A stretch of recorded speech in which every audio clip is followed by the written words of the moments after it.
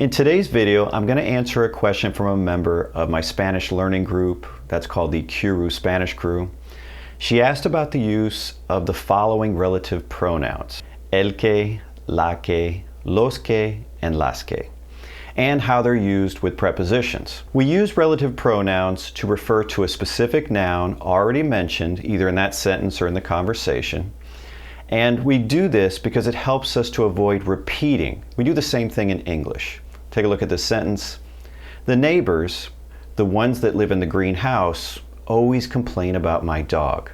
I could say the neighbors that live in the green house always complain about my dog. Very redundant, isn't it? It would be redundant in Spanish as well, so we use these relative pronouns. Los vecinos, los que viven en la casa verde, siempre se quejan de mi perro. See, we have los que, like the ones that live in the green house. When choosing between el que, la que, los que, and las que, it's pretty simple. That has to agree with the noun we're referring to in number and gender. For example, here's a feminine plural noun. The houses, the ones on the hill, have a very good view. Las casas, las que están en la colina, tienen una vista muy buena. In Spanish, most things are going to agree in number and gender. We're used to that, right? So this shouldn't be too tough for us. Here's another one. The song, the one we heard yesterday, is very popular. La canción, la que escuchamos ayer, es muy popular. See, it's la canción, so it's la que. In those examples, the subject is mentioned in the same sentence, which makes it easy, right? I chose those to help you out. But it wouldn't have to be. It could have been mentioned previously. We just have to know who we're referring to. Let's say we're having a conversation. I asked the person, ¿Conoces a mi vecina? And see, I said vecina, right? Feminine. So the person answers, la que vive en la casa verde, the one that lives in the green house. And see, it's la que. Why?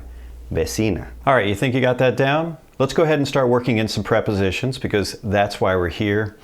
I'm going to tell you that when you're working with prepositions in Spanish, depending on how you actually structure your sentence, you're going to have a high likelihood of having some relative pronouns, and I guess that's the confusion from our Qroo Spanish crew member. This is especially true when we're dealing with verbs that tend to come with a particular preposition. Here's an example. Enamorarse de. To fall in love with someone, something. And in English we say to fall in love with, and what this is literally saying is to become enamored of. Now, a lot of English speakers will learn just enamorarse, to fall in love, and then when they try to use it, they're going to use the wrong preposition. They use con. This is why you'll hear me say this in a lot of videos. When you're learning Spanish verbs, learn the appropriate preposition that comes with it and put it on your word list just like that. Now, I'm going to give you an English sentence here that's going to require us to use some relative pronouns on the Spanish side. Otherwise, what's the point, right? The woman I fell in love with just arrived. Take a look at that English sentence. You see that with there? That's the preposition stuck up there in English.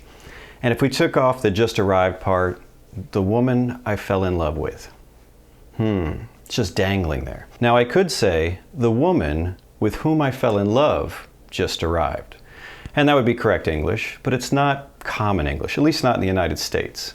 People are going to say, the woman I fell in love with just arrived.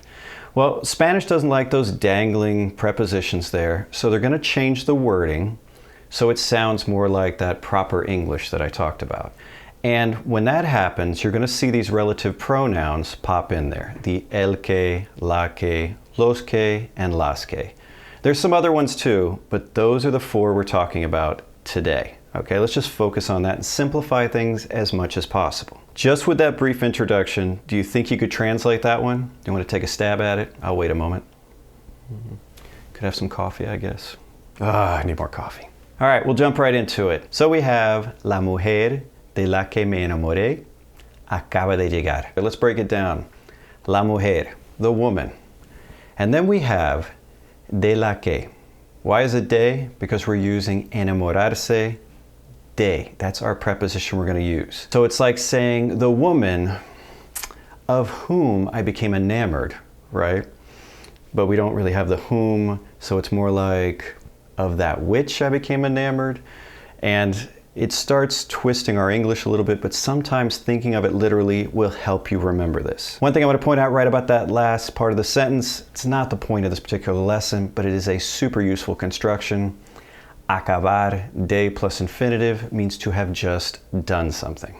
Just thought I'd throw that in there. I know this construction can seem awkward at first, but as we work through these exercises, you should start to see it. Let's try another one. The woman I was working with moved. You see, you have that dangling with there again. We hate that in Spanish.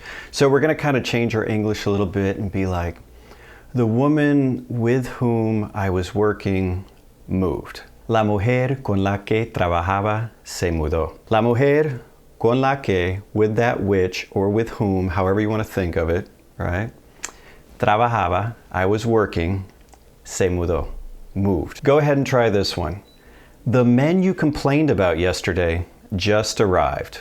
You'll notice I put just arrived in there so you can practice that too. Need some time to work on it? You can stop the video if you need to. The men you complained about yesterday. Los hombres de los que te quejaste ayer just arrived. Acaban de llegar. Acaban de llegar. Let's try another one that uses a different preposition. The conference that we're going to is one of the best. Now, to is the preposition, and it's kind of dangling there. So we don't like that, do we? La conferencia a la que vamos es una de las mejores. So you have la conferencia, right? It's a feminine noun, to that which we're going. A la que vamos. A la que vamos. How about this one? The car we're traveling in is very comfortable. What do we come up with? El coche en el que viajamos es muy cómodo, right? Or you could have el carro. Carro, coche, whatever you like. The most important thing here is we have el coche or el carro en el que, in that which, viajamos, we're traveling, es muy cómodo. Try this one. The event we participated in was a success. See, we got an in there. We're already thinking. What do we got here?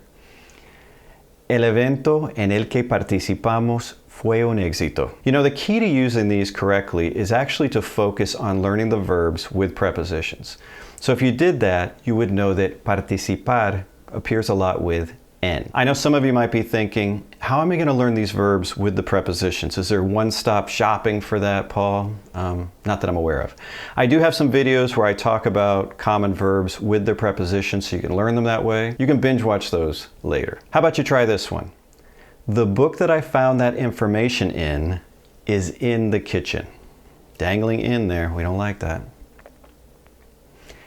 El libro en el que encontré esa información está en la cocina.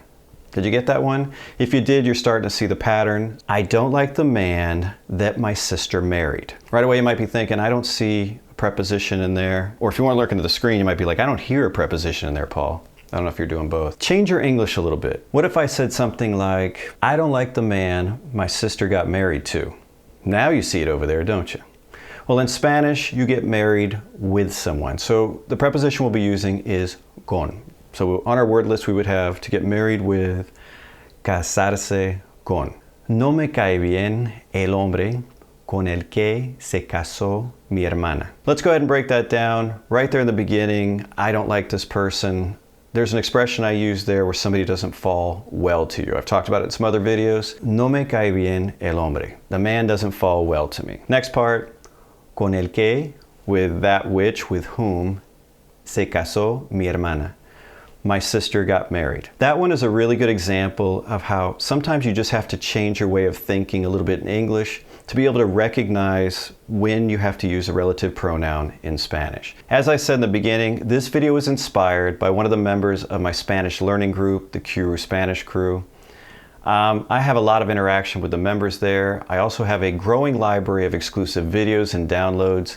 If you'd like to check that out, you'll find a link in the description section of this video and on the screen, for you folks who can't find the description. So I hope to see you there. Until next time, hasta luego.